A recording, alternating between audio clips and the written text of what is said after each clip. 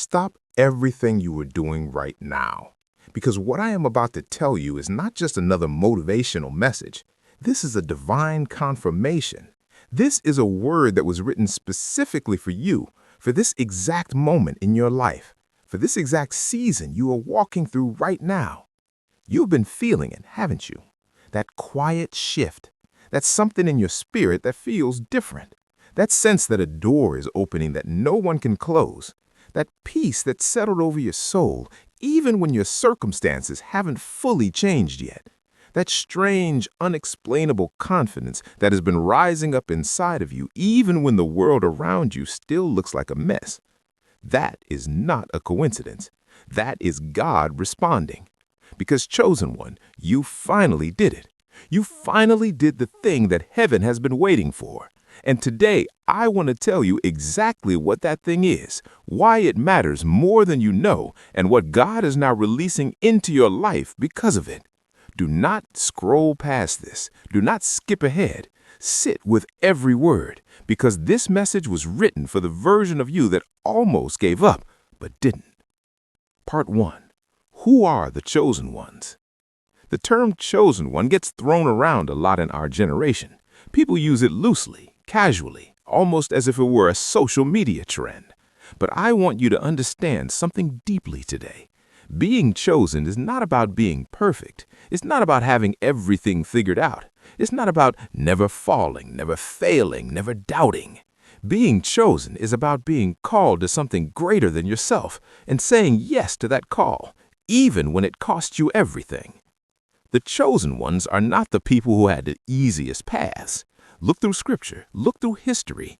The chosen ones were almost always the ones who suffered the most, the ones who were misunderstood the longest, the ones who were overlooked the hardest. Joseph was thrown into a pit by his own brothers. Moses stuttered and ran from his calling. David was forgotten in a field when the prophet came to anoint a king. Esther was an orphan. Ruth was a widow in a foreign land. Paul was the man who once persecuted the very faith he would later die for. None of them looked chosen on the outside, but God saw something on the inside, and God sees something on the inside of you too. You are not reading this by accident. You are not stumbling upon these words randomly. God has been watching your journey. He has been present in every valley. He has been listening to every prayer you prayed when no one else was in the room. He has been counting every tear you cried at night when you had to smile in the morning. And he has been waiting for this moment, waiting for you to do what you finally did. Now here is the heart of this message. Here is what God has been waiting for. You let go. You surrendered. Not the fake surrender where you said the words but kept your hands tightly wrapped around the outcome. Not the surface-level surrender where you prayed but then immediately went back to trying to control everything yourself. Not the performative surrender where you looked spiritual on the outside but were still operating from a place of fear and manipulation on the inside. Real surrender, deep surrender, the kind of surrender that cost you your pride. God has been waiting for you to reach the place where you stopped trying to figure out how He was going to do it and simply trusted that He would. He's been waiting for you to stop explaining to Him how the miracle should look and instead opened your hands and said, "Not my will, but yours." He has been waiting for you to stop running back to the things He delivered you from, to stop chasing the people He removed, to stop reopening the doors He closed, to stop grieving over the chapters He ended, and instead to finally walk forward with faith. And chosen one, you did it. Maybe it happened in a quiet moment alone. Maybe it happened through tears. Maybe it happened after one final breakdown where you finally had nothing left to hold on to. Maybe it happened gradually over weeks and months of inner work and spiritual discipline. But it happened, and heaven noticed. Let me say it plainly. God is not impressed by perfection. He is not impressed by how long your prayer list is, or how many scriptures you can quote, or how many services you attend. God is impressed by faith. God is impressed by the person who has every reason to walk away from Him, but chooses to trust Him anyway. And that is exactly what you did. Part 3. The Spiritual Significance of Surrender. There is something profoundly powerful that happens in the spiritual realm the moment a chosen one truly surrenders. Think about Abraham. God asked him to do the unthinkable, to place his son, his promise, his future on the altar. And the moment Abraham raised that knife, the moment God saw that Abraham would withhold nothing, God stopped the entire thing and said, "Now I know. Now I know you fear me. Now I know you trust me above all else." And at that moment, God released a blessing so abundant that it stretched across generations. That is what surrender activates. That is what your surrender has activated. When you finally said, "God, I trust you even when I don't understand you," something shifted in the invisible realm. When you finally stopped striving and started resting in His sovereignty, doors began moving that your own effort never could have opened. When you finally let go of the timeline you had created in your mind and accepted that His timing is perfect, you positioned yourself to receive what God had already prepared. Surrender is not weakness. The world will tell you that letting go is giving up, but in the kingdom of God, surrender is the most powerful thing a human being can do, because it means you have finally moved out of the way and allowed the Creator of the universe to work on your behalf without interference. You stopped being a co-pilot trying to grab the controls, and you let God fly. And chosen one, when God flies, there is no turbulence that can take you down. Part 4.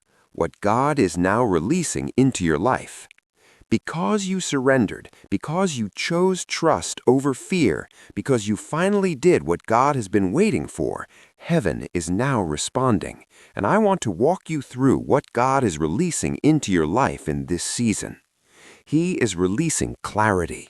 The confusion that has been clouding your mind is lifting. The fog that made every decision feel impossible is dissipating. God is bringing clarity to your purpose, your direction, your next step. You are going to start understanding things you previously could not see. You are going to receive wisdom in areas where you felt completely lost. He is releasing alignment. Wrong people will begin to fall out of your life naturally, not through drama, not through conflict, but simply because they no longer fit where God is taking you. And right people, divine connections, heaven-sent relationships will begin appearing. Someone is coming into your life who will open a door you never could have opened yourself. A mentor, a partner, a collaborator, a friend who pushes you towards your destiny instead of pulling you back into your past. He is releasing breakthrough. You have been standing at the edge of a breakthrough for a long time. You have been sowing seeds and seeing nothing. You have been praying and believing and waiting. Chosen one, the harvest is coming. What God has promised you has not expired.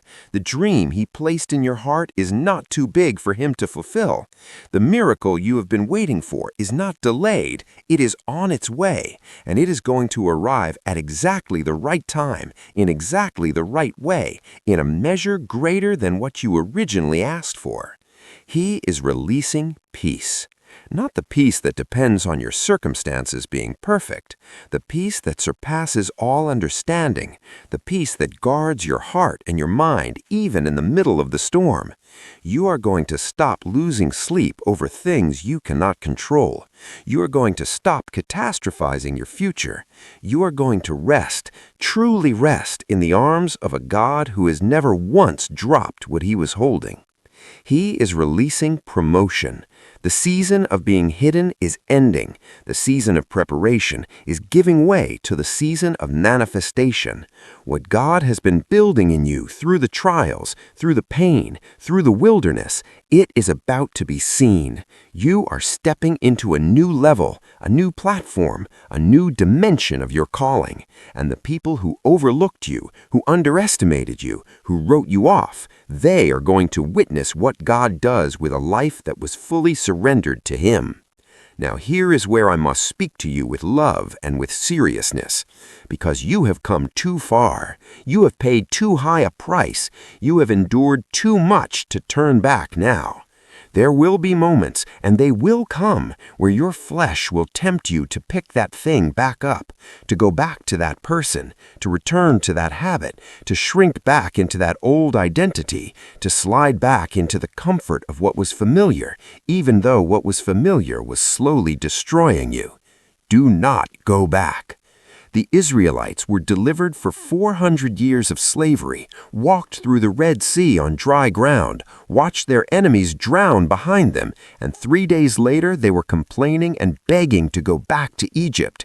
Do not be the person who walks through the miracle and then runs back to the prison. The morality of this message is simple but profound.